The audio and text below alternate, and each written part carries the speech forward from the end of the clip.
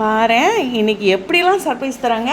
Hello viewers, நாங்களோட Lakshmi, நீங்கள் பார்த்துருக்கிறது 0 Lakshmi live வந்திருக்காங்க.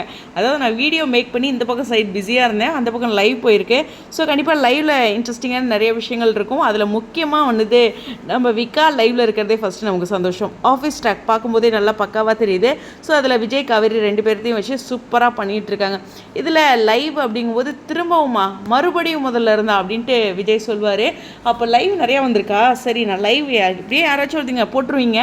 So கண்டிப்பாக பார்த்துட்டு நான் லைவ் பற்றி பேசுகிறேன். ஸோ இதில் பார்த்தீங்கன்னா ப்ளீஸ் சேஞ்ச் எம்என் டைம் ஸ்லாட் 8:30 அப்படின்ட்டு ஃபேன்ஸோட கமாண்ட் வந்து விஜய் வாசிப்பார். அப்போது டேரக்டர் அங்கே லாங்கில் இருப்பாங்க. ஸோ டேரக்டர் இங்கே பாருங்கள், காட்டுறாங்க பாருங்கள். ஸோ டேரக்டர்கிட்ட கேமராவை திருப்பி விஜய் காட்டுவார். அப்போ வந்து வாய்ப்பில்லை ராஜா அப்படின்னு சொல்லிட்டு இருக்கும்போது நம்ம காவேரியும் அதுதான் நாங்களும் சொல்லிகிட்டே இருக்கிறோம், யாரும் கேட்க மாட்டேங்கிறாங்க அப்படிங்கிற மாதிரி சொல்லுவாங்க. ஸோ இது வந்து 8:30 ஸ்லாட்னு ஃப்ரான்ஸ் நிறைய பேர் அவங்கக்கிட்ட கேட்டுருப்பாங்களாட்டிருக்கு, 8:30க்கு மாற்றலாம் இல்லை அப்படின்ட்டு. பட் இருந்தாலும் அந்த ஸ்லாட்டு அந்த விஷயத்த வந்து பேசியிருக்காங்களே அவங்களுக்குள்ள, நம்மளும் மட்டும் இந்த விஷயத்தை டிஸ்கஸ் பண்ணல அப்படிங்கிற ஒரு விஷயம் தான். ஃபஸ்ட்டு வீக்காக லைவ் வந்ததே எங்களுக்கு ஹாப்பி. இந்த லைவில் என்னென்ன நடந்துச்சு அப்படிங்கிறத அடுத்தடுத்த வீடியோவில் இன்ட்ரெஸ்டிங்காக நானும் கலெக்ட் பண்ணி பேசுகிறேன். ஃபஸ்ட்டு லுக்கு சூப்பராக இருக்கார்ல சுவாமி.